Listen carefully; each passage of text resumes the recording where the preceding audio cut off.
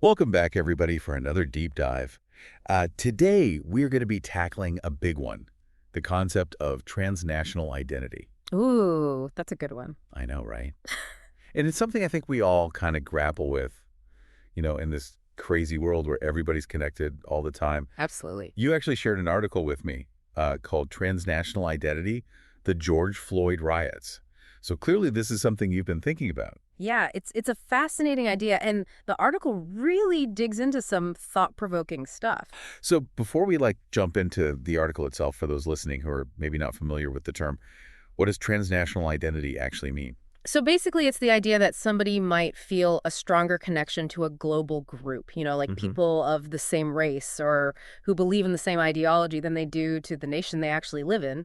So it's almost like their sense of belonging transcends those national borders. Exactly. It's like their primary identity is rooted in something that extends beyond the boundaries of a specific country. Which is really interesting to think about, especially in the context of the George Floyd riots, which is what the article uses as a case study. Yeah, the riots become this really powerful lens for examining how these transnational identities can play out in the real world. Yeah, so the article kind of kicks off by talking about identity in general, right? Yeah. Just breaking down what identity is. Yeah, it starts by laying out this idea that identity exists on a spectrum.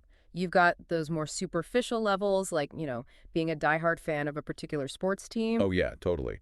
I've seen some friendships tested during playoff season, so I get how even those lighter identities can get pretty intense. Exactly.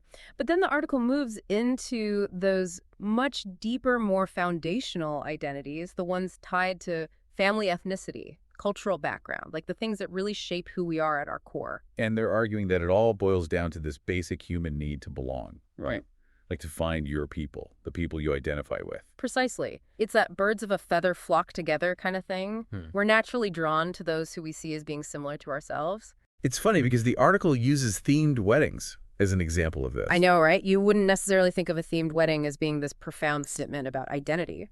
So how do themed weddings tie into this whole idea of belonging and identity? Well, on the surface, a themed wedding might seem like just a fun, quirky way to celebrate, but the article argues it's actually more than that. It's about choosing to express a very specific part of yourself and intentionally seeking out others who share that same passion. It's a way of saying, this is who I am, and I want to celebrate that with people who get it. So even in those seemingly lighthearted choices, like having a Star Wars-themed wedding, there's this deeper desire for connection and belonging based on shared identity. Exactly. And that leads us to the article's point about how national identity has been redefined, particularly in multicultural societies. They specifically call out Canada as an example, right? Yes. And they make this really important distinction between patriotism, which is love for one state or country, and nationalism, which is love for the people and their shared history and culture. So patriotism is more about the political entity, whereas nationalism is about the shared cultural identity of the people. Precisely. And the article suggests that in places like Canada, which put a high value on multiculturalism, there's been a shift away from that strong sense of national identity, perhaps even a fear of it. Which makes you wonder, has something been lost in that shift away from more traditional ways of defining national identity? And how does that tie into the George Floyd riots and this whole concept of transnational identity? Well, that's where things get really interesting. The article acknowledges the tragedy of George Floyd's death and the call for justice that stemmed from it.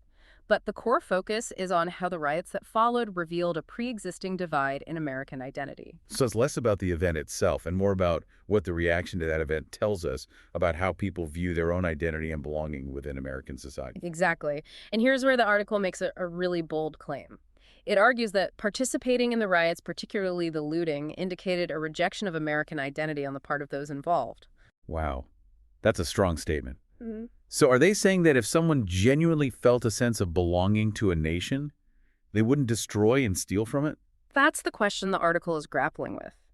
And it gets even more complex because, as you know, the protests didn't stay confined to the United States. They spread to Canada, London, and other countries around the world. Right, it became this global phenomenon. Exactly. And that's where the concept of transnational Black identity comes into play. So the article is arguing that this sense of shared Blackness as a global identity fueled those actions, even in places that were geographically and culturally removed from the U.S. Precisely. They use this really interesting comparison to illustrate this point. They say it's highly unlikely that you'd see white Canadians, for example, taking to the streets to protest issues happening in other white majority countries with the same level of intensity and fervor that we saw from the black community in response to George Floyd's death. So they're highlighting the power of this transnational black identity, suggesting that it can, in some cases, even supersede national or ethnic ties. Yes.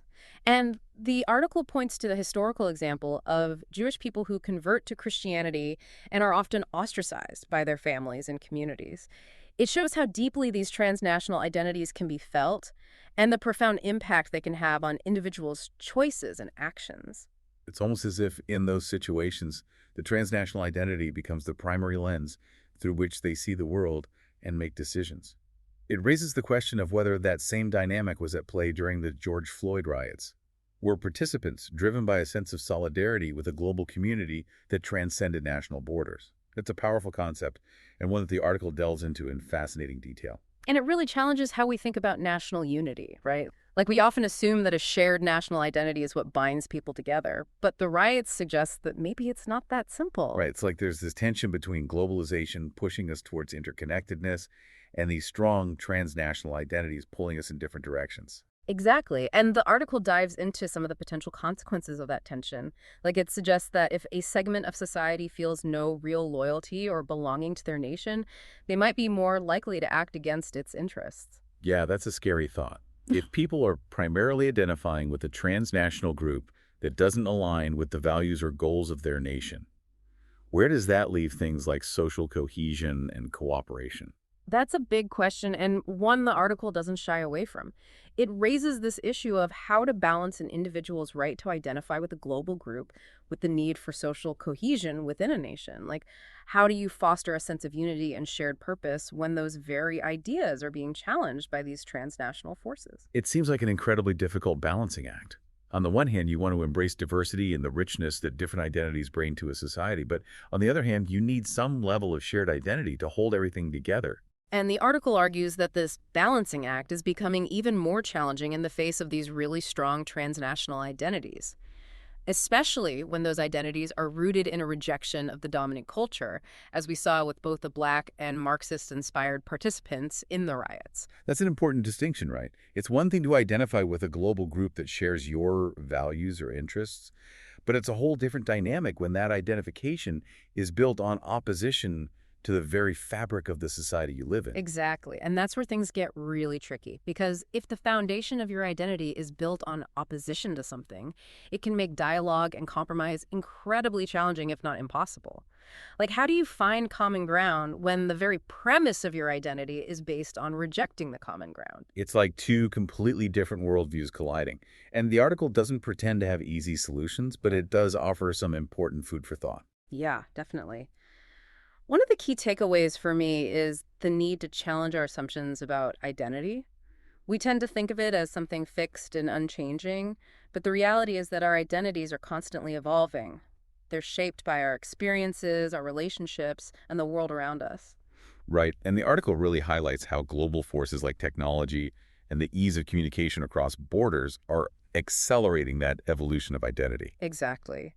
It's easier than ever to connect with like-minded people across the globe, to find those who share your passions, your beliefs, your grievances, regardless of where they live. And it makes you wonder, where is this all heading? What does it mean for the future of nations and societies if more and more people feel a stronger connection to transnational groups than to their own countries? So we've explored the nature of identity as self, the rise of transnationalism, and the potential implications for societies. But the heart of this conversation is really about the George Floyd riots and what they reveal about this complex interplay of identity, belonging, and social unrest. I think it's safe to say that this deep dive has raised more questions than answers. But that's the beauty of intellectual exploration, isn't it? It's not always about finding definitive solutions, but about expanding our understanding and challenging our perspectives. Totally. And speaking of challenging perspectives, the article ends on a particularly thought-provoking note. You're talking about the author's question about whether embracing multiple identities, both local and transnational, could be a path toward a more inclusive future, or inevitably lead to conflict. It's a question that doesn't have a simple answer, but one that we all need to grapple with as we navigate this increasingly interconnected world. It's almost like we're being asked to redefine what it means to be a citizen in the 21st century. Can we hold multiple allegiances without compromising our sense of national unity? Can we find ways to bridge these seemingly disparate identities and build a more inclusive society? That's the million-dollar question. And the article suggests that it's a question we can't afford to ignore. Whether we embrace these shifting identities or resist them, they're shaping the world around us, and understanding them is crucial for navigating the future. And it's not just about politics and ideology either. It's about culture values and how we interact with each other on a daily basis.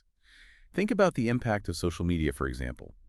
It's made it easier than ever to connect with people who share our interests and beliefs, regardless of where they live, which can be amazing for building bridges across cultures and fostering understanding. But it can also create echo chambers and reinforce those in-group, out-group dynamics we talked about earlier. Exactly. It's a double-edged sword. And it highlights the importance of being mindful of how we use these tools and the potential consequences of our online interactions. So where does this leave us?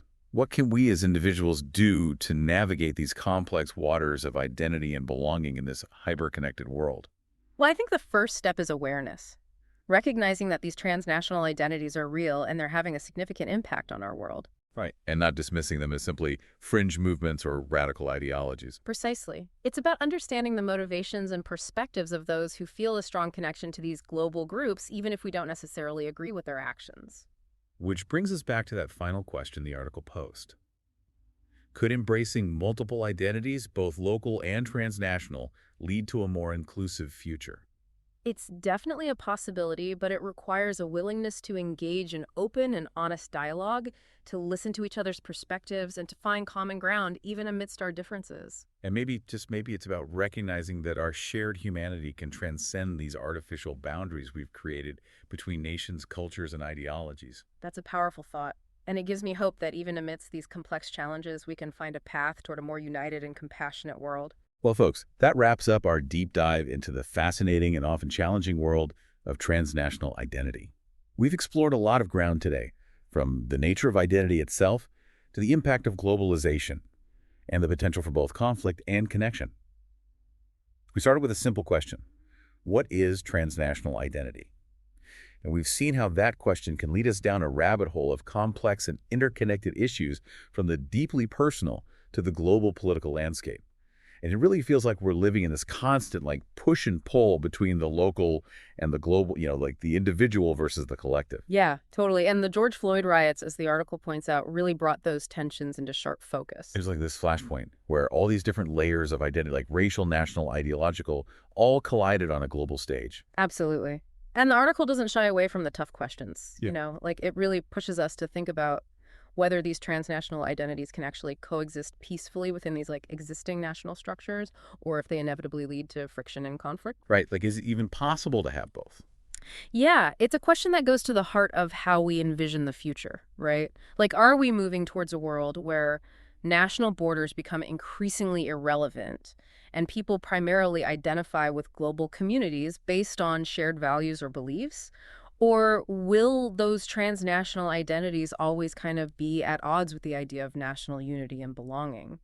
And the article brings up that example of Jewish people who convert to Christianity and are often ostracized by their families and communities, Yeah, it's a powerful analogy. to illustrate how strong those transnational identities can be. Like, they can even override those deep-seated familial and cultural ties that we usually think of as unbreakable. Right, and it makes you wonder, if someone feels more connected to a global movement than to their own family or nation, where does their loyalty lie? How does that impact their decisions, their actions, their sense of responsibility to those around them? It's almost like we need to rethink our whole understanding of human behavior and motivation. Yeah, we've traditionally viewed the nation state as this primary unit of political and social organization, but what happens when that model is challenged by the rise of these powerful transnational identities? It feels like a question that doesn't have an easy answer. No, it doesn't. And it's something that political scientists and sociologists are wrestling with right now, and the answers are far from clear. But I think one thing is for sure, we can't ignore these trends. We can't pretend that these transnational identities don't matter or that they won't have a huge impact on the future. And it's interesting because the article ends on this note of cautious optimism, Oh, you yeah. know, like suggesting that embracing multiple identities, both local and transnational, could actually lead to a more inclusive future. Yeah. But it also recognizes that there's potential for conflict if those identities clash. Exactly. It's not about like choosing one identity over another. It's more about recognizing the complexity of human identity and finding ways to navigate those different layers of belonging in a way that promotes understanding, empathy, and cooperation. So maybe it's not an either-or thing. Right. Maybe it is possible to feel a strong sense of connection to a global community while also like valuing your local roots and national identity. So it's about finding that balance. Yeah, like that sweet spot between the universal and the particular, between those shared human experiences that connect us across borders and those unique cultural and historical ties that give us a sense of place and belonging within a specific community. It's a conversation that requires nuance and empathy and a willingness to challenge our own assumptions. Mm-hmm. And I think that's what makes this whole deep dive so valuable. Mm-hmm. It's not about having all the answers. It's more about sparking those difficult but essential conversations about identity, belonging, and the future we're building together. Well said. And as always, we encourage you to keep exploring these ideas, to challenge your own perspectives, and to have those thoughtful conversations with others, because it's through those dialogues, those shared explorations, that we can start to bridge those divides and build a more inclusive and understanding world. Yeah, I said it better myself. So thank you, everyone, for joining us on this deep dive into the world of transnational identity. We hope it's given you some things to think about and maybe even sparked some new ideas. Until next time, keep exploring.